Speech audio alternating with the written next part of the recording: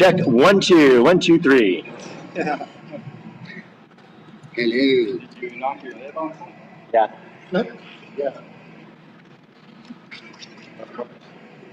I always bleed. So FanboyNation here. We're here with Spider. We watched you earlier on stage. If you guys can introduce yourself individually, names, and how we can find you on social media. Mickey Crash. I'm the drummer. You can find me at Mickey Crash Facebook. I'm Steve. I play bass. Hi, I'm Hector. I do lead vocals. You can find us on Instagram, Facebook, Twitter, and YouTube. Carl Izumi. I play guitar. Perfect. And, what is the Twitter and Instagram? Okay, Facebook is Spider Official. Instagram is Official Spider. And then Twitter is, I think it's Spider Punk Rock _Punk Rock. You just Google Spider and the word punk rock and the social media name, and it'll pop up. Perfect. So you guys played earlier today. You guys played on the Cuckoo's Nest. Cuckoo's Nest stage, yes. How did you guys like playing today? What did you guys? You guys have a lot of expectations, or what did you guys feel for your performance? Yeah, you know, we found out our set time last night. It's all on the lottery. We played first, and it was actually cool. It was the stage was right by the main entrance, so everybody had to come in by the stage as they were walking into the venue, which was amazing because we got some people that were just out of the blue that didn't know us, and they come and saw us, and it worked out. I thought it worked out great. The sound check was amazing. I think Carl's board got fried in the sun a little bit and overheated, so that we had to do some last minute adjustments. We had technical difficulties. I think I was standing right underneath you when you said, "I think this isn't working, guys." yeah. Houston, we have a problem. But I don't know if anybody could tell. No. I was up on stage, so I don't know. Maybe it was more our perception than it was really. It was so fast, and I don't think anyone noticed. I kind of think that's how the world is. Once you guys started kicking ass, and I think everyone forgot about whatever was going on.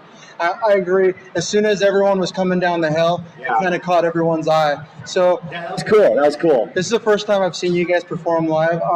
You guys have that throwback kind of in-your-face 1970s kind of sound. Is that the sound you guys were trying to portray, or what is your what is the sound?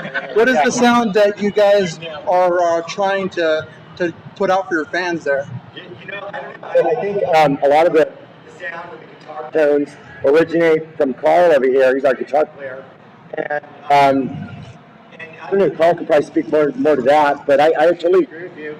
And to me, it's nothing that I intentionally wanted to do, and it's just kind of how Carl's writes and Carl sounds and the tones he gets. And then Steve is doing some crazy shit if you really listen on the bass.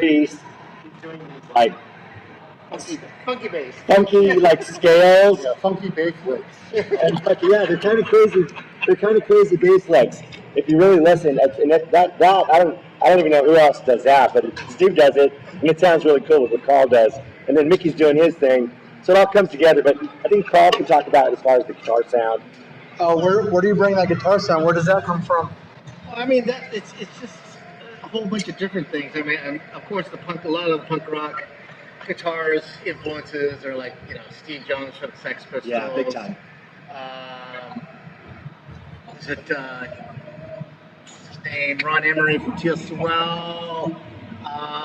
Greg Ginn from Black Flags. I mean, there's a lot of influence, but I mean, I like to play. I've been influenced as a rock guitar player when I was young, and then when I started going playing punk rock, then I throw everything together. So that's where you hear a little bit of like the '70s rock sound. And it was kind of mixed in there. It sounded great. Yeah, I liked it a lot. Thanks, man. Yeah, we try to, I don't know. We try to do our own thing, and I guess it's just really organic. Our influences just kind of come out in an organic way. Nothing's really too thought about. But I agree with Carl's. I definitely hear a lot of Steve Jones and what he does, and I think like the vitality of like a Black Flag, early Black Flag, that's definitely in our DNA, and that comes out too. Perfect. Did you guys grow up in Los Angeles area? Where are you guys all from? Yeah. Santa Ana, and I think Long Beach.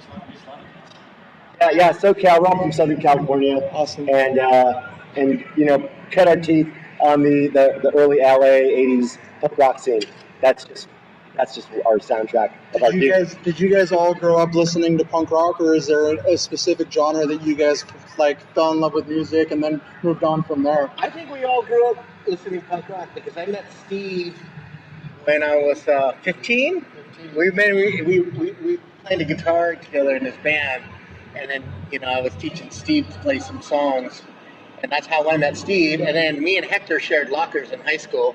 And I've known Steve since we were 11 years old, so we're like all old time friends. That's like awesome. We're friends first, Yeah. and then the band just kind of evolved from that. And it's just like, if you're ever in a band or you know anybody in a band, that's the way to do it, is be friends first and then start a band. It just makes everything so much easier. I definitely agree with that. Having that said, if you guys are friends, there's less of an ego. How do you guys feel? Do you guys feel that sometimes you guys' personalities kind of overpower each other? Are you guys pretty even and friendly with each other? Yeah, we're even kill, man. This is like the easiest relationship I've ever had, because being a band is a relationship. Oh, yeah. It's like it's like marriage, because you're getting all these different folks in together, and you're working together towards a common goal. But we don't argue. We don't have any issues with each other. We're really like we ebb and flow with each other, just because of our I think it's our friendship. That was like the base, the foundation for this band, and it's just really natural, and we're cool. These guys are my brothers, For sure.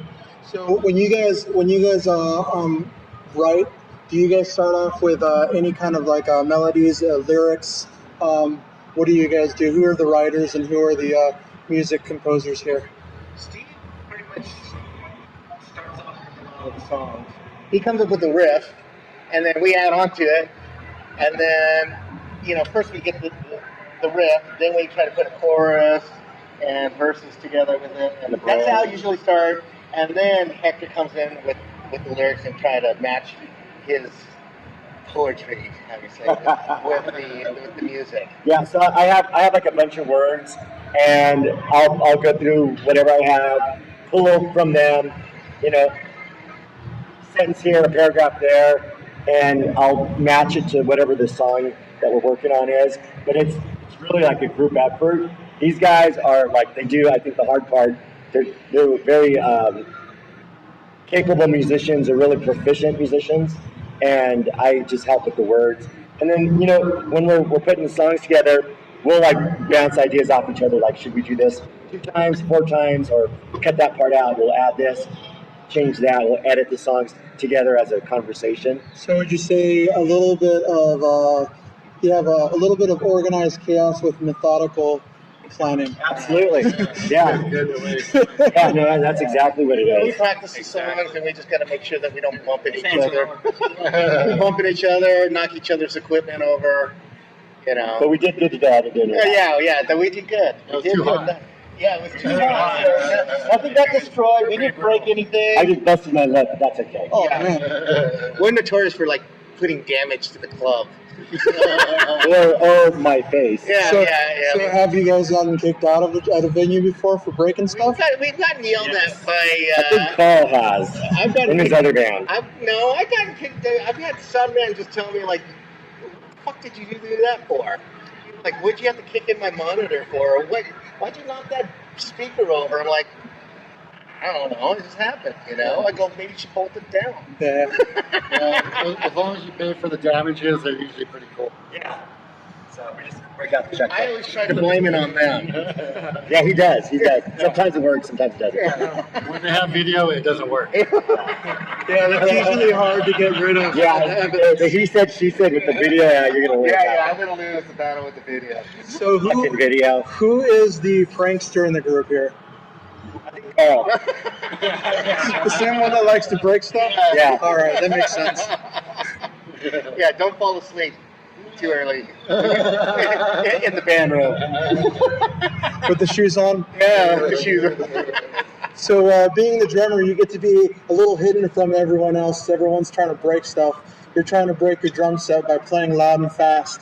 What is the funnest part about playing in this band for you, Just playing with these guys. brother? Known them for a long time, and believe it or not, I play in a bunch of other projects where I get paid really good. With these guys, most of the time I'd rather play with them and get paid nothing. He doesn't make gifting. Isn't it ironic how sometimes those are the best? That's actually true, though. It's actually true, but a lot of times I'd rather play with these guys.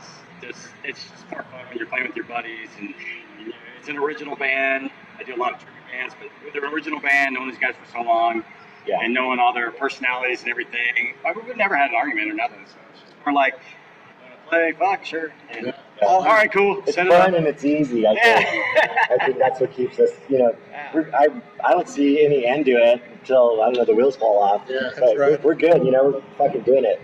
Everyone says it's always easy to do something that's not hard. So A wise man, right? wise man, something Confucius once says. Circular fucking logic Or I think is awesome. it was a meme or something. Or that. Okay, it's Carl. Yeah. Meme. So, what is the funnest venue that you guys have gotten to play? What is your favorite? It's not dead. It's not that. There you go. This is pretty fun. Yeah. This is pretty fucking It was fun. pretty fun. Yeah, I'm gonna say this one. It is pretty fun. It's So pretty far. fun. Yeah. So far, I mean, we not only get to play, we get to see a bunch of our favorite bands play. yeah, you get to fanboy out a little bit, you know. Fuck yeah, and we're gonna play with GBH tomorrow night. Oh heck yeah! So that's at the Casbah in San And the Diego. Casualties, they're both playing here. Yeah, So. and then we're doing some more shows. Doing the Roxy with GBH and Casualties, and we're doing the Glass House. Awesome. When is that going down? It happened at the end of September. October 1st. Yeah, last day of September, September 30th, October 1st. October 1st. Roxy and Green Glass House. Awesome. We'll have to put out some info out there to make sure. Those guys are awesome, man. GBH are solid dudes, solid band, and they're still vital as ever too. Awesome. So with that, it looks like we're running out of time here. But what do you guys have on final thoughts? Like, what do you want your fans to know about your Spider? Anything? Life's short. Have fun. Yeah. Go to Spider shows. Well, I mean, we're still pretty much new to the world. I mean, of course, we're kind of a little bit popular in Long Beach, but we never really ventured out. So now's the time where we're really actually going out there and playing. Before we didn't care. Now it's kind of like, let's go play out of the city. Yeah, let's put a little effort into it. Yeah, we're putting some effort. So we did into Punk Rock Bowling in Vegas a couple of months ago, and we're doing this festival, and then we're doing Remember the Punks in San Antonio, Texas in October, Awesome. and we're doing some more Texas dates around that. So you know, it's amazing. Like right now, we're like the most focused we've ever been. The first incarnation of the band was like around 20 years ago. It was almost like pre-internet days. So we really didn't have the capability to get the word out on the band. But now we rebooted 2 years ago after like a 10-year break, and it feels like this is a brand new band. And this is the first time a lot of folks are hearing us. So to them, it's a brand new band, and it's almost like it. We have new energy. We're like really focused, and it's kind of cool, man. You know, Watching you guys on stage earlier, it seemed like you might be a newer band. I haven't heard of you guys too much, Yeah. but it seems like you guys are well established in the way that you guys sound. thanks, bro. Thanks, man. I appreciate that. See us when it's not 105. when it's a lot cooler, we do a lot better. Yeah. Where do you guys normally play in Long Beach? Like Alex's Alex's Bar is a Prospector. Prospector. Prospector's a nice spot. Deep Piazzas, yeah. Do you guys do they still have shows at Ferns anymore? I think they're starting to have shows again. again, yeah. I wouldn't mind playing there. I know me and Steve spent the 90s in Ferns. That was pretty much our living room, and we spent many nights there. We filled it up pretty much. Yeah, Like yeah. that funky smell. That's what that was you guys. That was you guys. That's our jet skin and our DNA. Put a blue light in there. You're gonna see little pieces of us. Look up the drink Mind Eraser. 90 races. Yeah. That was a different era. That's all we used to drink at first. But yeah, so I would love to do a show at Burns. Awesome, guys. Well, thank you so much. It was nice meeting you guys, and Thanks, man. awesome watching you guys on stage. So we'll look forward to seeing you guys more often. Thank you. And look forward to good things from you guys. All right. Cool.